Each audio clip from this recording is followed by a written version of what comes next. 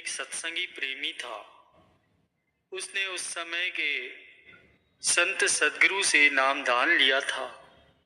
एक दिन उसने अपने सदगुरु के श्री चरणों में एक प्रश्न निवेदन किया, तो उस समय उनके सदगुरु अपने भक्तों को अनमोल वचन फरमा रहे थे कि वो मालिक सब कुछ कर सकता है, सब कुछ उसी के हाथ में है, जो कुछ भी होता है सब उसकी मर्जी से होता है और वह इस सृष्टि के कण कण में समाया हुआ है। अगर वो चाहे तो एक पल में हमारी तकदीर बदल सकता है। वो एक पल में राजा को रंग गुरु को वीडियो लाइक करना, सब्सक्राइब करना, ये सत्संग बहुत ध्यान से सुनना, बना सकता है और रंक को राजा के तख्त पर बिठा सकता है, क्योंकि ये संसार उसका एक नाटक है और वो जो चाहे अपनी मर्जी से कर देता है। और इस सृष्टि को उसने अपने हाथों से बनाया है, उसका कानून अटल है। इस सृष्टि में हर एक चीज का वजूद उसी के होने से ही है। तो ऐसे अनमोल वचन संत सदगुरु वहां पर मौजूद अपने भक्तों को समझा रहे थे। तो उस समय वो गुरुमुख प्रेमी जो सत्संगी था वो भी वहां बैठा हुआ था। तो उसने अपने गुरुदेव से पूछा कि गुरुवर, आप हमेशा से हमें समझाते आते हैं कि वो मालिक सब कुछ कर सकता है, उसका कानून अटल है, परंतु मैं आपसे क्षमा मांगता हूं गुरुदेव, कृपा मेरी शंका का निवारण कीजिए। मेरे मन में एक शंका उत्पन्न हो गई है कि ये सब तो मालिक कर सकते हैं, परंतु आप ये कृपा मुझे बताइए कि ऐसा कौन सा काम हो सकता है जो मालिक नहीं कर सकता, जिसे चाहकर भी वो नहीं कर सकता। ऐसा कौन सा कार्य है? उस गुरुमुख सत्संगी का ये प्रश्न सुनकर उनके गुरुदेव तो पहले मुस्कुराते हैं, फिर उनसे कहते हैं कि बेटा, तुम्हारे इस प्रश्न का जवाब हम तुम्हें आज से ठीक 7 दिन के बाद देंगे। गुरुमुख प्रेमी ने अपने गुरुदेव से निवेदन किया कि गुरुवर, आप 7 दिन का समय क्यों ले रहे हैं? गुरुदेव उनसे कहते हैं कि ये बात भी तुम्हें जल्दी समझ में आ जाएगी, बस तुम 7 दिन पूरे होने का इंतजार करो, तब तुम्हें इसका जवाब मिल जाएगा।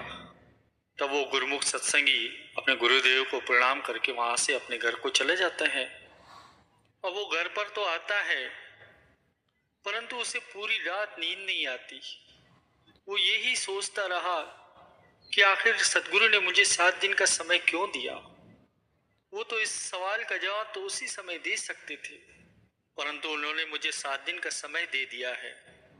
अवश्य ही इसमें कोई गहरी बात होगी। प्रेमियों, उसके अंदर इस सवाल के जवाब को जानने की बहुत उत्सुकता थी कि ऐसा कौन सा कार्य है जो मालिक नहीं कर सकते। क्योंकि मैं तो अक्सर सत्संग में सुनता आया हूं कि सब कुछ उसी के हाथ में है, वो सब कुछ कर सकता है। तो ऐसा कोई तो कार्य होगा जो वो कर ही नहीं सकता, चाह कर भी नहीं कर सकता। तो इसके अंदर इस बात को जानने की बहुत रुचि थी। वो दिन गिनने लगा कि कब 7 दिन पूरे हो और मैं अपने सदगुरु के पास जाकर अपने सवाल का जवाब हासिल कर सकूं।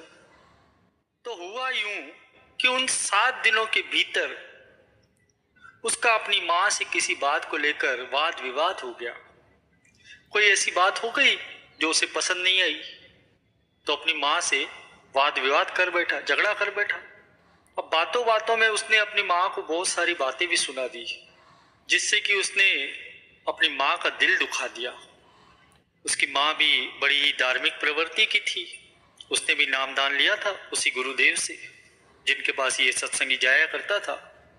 जैसा कि उनके संत सदगुरु उनके कुल गुरु थे, उनके पूर्वज भी उनको मानते थे, सबने उनसे नाम दीक्षा ली हुई थी।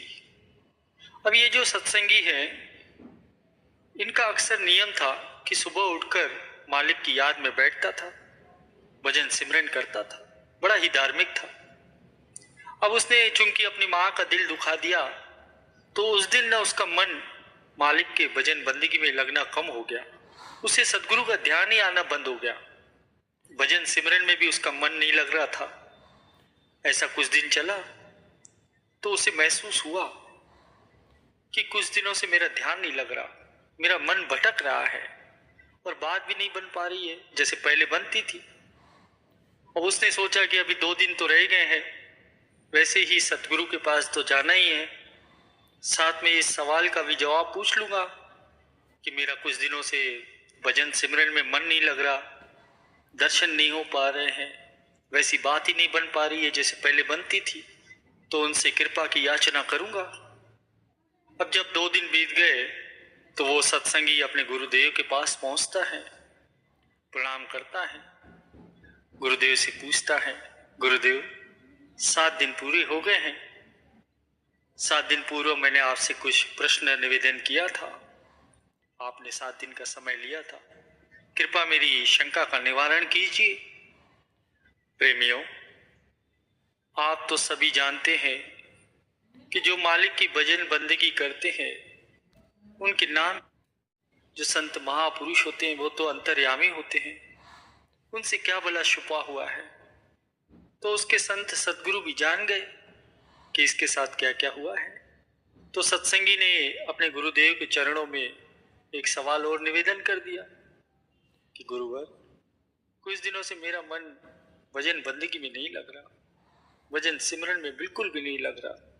मैं जब भी ध्यान में बैठता हूँ, मालिक की याद में बैठता हूँ, तो कुछ दिनों से देख रहा हूँ वो बात नहीं बन पा रही है जैसे पहले बनती थी।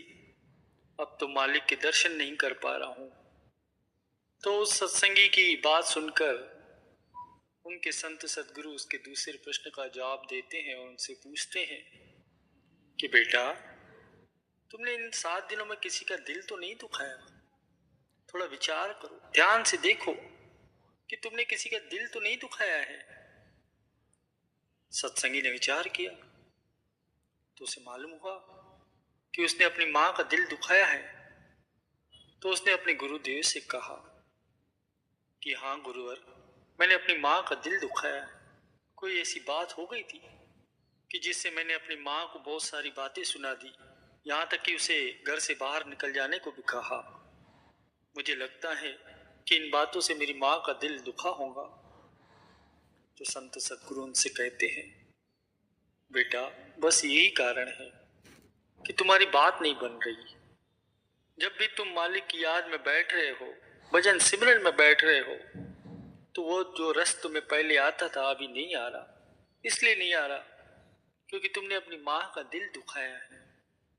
तुम्हें अपनी मां से क्षमा मांगनी होगी, उनके पांव पकड़कर उनसे क्षमा मांगनी होगी, तब जाकर तुम्हारी बात बनेगी। क्योंकि ये जो अंदर का मार्ग है, इसमें हमें तरक्की तभी मिलती है जब हमने बाहर किसी का दिल न दुखाया हो। अपने गुरुदेव की बात सुनकर सत्संगी का सिर शर्म से नीचे झुक जाता है। फिर वो अपने गुरुदेव के श्री चरणों में विनती करता है कि गुरुदेव, क्या आपने इसलिए 7 दिन का समय मांगा था, जबकि आप इस सवाल का जवाब मुझे तभी दे सकते थे। संत सदगुरु फरमाते हैं कि बेटा, कई बार ऐसा होता है कि बातें इतनी गहरी चोट नहीं करती जो अनुभव कर देते हैं। जैसा कि अब तुम अपने साथ ही देख लो, तुम्हारे साथ क्या हुआ। अब मुझे पूरी उम्मीद है कि जीवन में तुम किसी का कभी दिल दुखाने से पहले कई बार सोचोगे। तुमने जो पहला प्रश्न मुझसे पूछा था कि ऐसा कौन सा काम है, ऐसा कौन सा कार्य है जो भगवान नहीं कर सकता, जो परमात्मा नहीं कर सकता, वो कुल मालिक नहीं कर सकता। तो तुम्हारे इस प्रश्न का जवाब यही है कि वो कुल मालिक किसी का दिल नहीं दुखा सकता। बस यही एक कार्य है जो वो चाह कर भी नहीं कर सकता, बाकी सब कुछ कर सकता है, सब कुछ उसके हाथ में है, लेकिन वो किसी का दिल नहीं दुखा सकता। मेरी एक बात हमेशा याद रखना, कभी किसी का दिल मत दुखाना। चाहे तुम्हारा दिल कोई कितना ही क्यों न दुखा ले, परंतु तुम कभी किसी का दिल मत दुखाना, क्योंकि दिल खुश करने से बड़ी कोई नेकी नहीं है और दिल दुखा देने से बड़ा कोई गुनाह नहीं है। और हर तरक्की की उल्टी गिनती उस समय शुरू हो जाती है जब हम किसी का दिल दुखाते हैं। तो अगर तुम्हें रूहानियत के मार्ग पर चलना है, आगे बढ़ना है, भक्ति करनी है, तो कभी किसी का दिल मत दुखाना। बड़े से बड़ा नुकसान उठा लेना, परंतु कभी किसी का दिल मत दुखाना। प्रेमियों, अपने सदगुरु की बात सुनकर सत्संगी उनके श्री चरणों में क्षमा याचना करने लगता है। अगर हम भी रूहानियत से जुड़े हुए हैं तो हमें किसी का दिल नहीं दुखाना चाहिए, चाहे आगे वाला व्यक्ति कितना ही हमारा दिल क्यों न दुखाए, परंतु हमें उसका दिल नहीं दुखाना चाहिए। गुरु को वीडियो लाइक करना, सब्सक्राइब करना प्लीज़।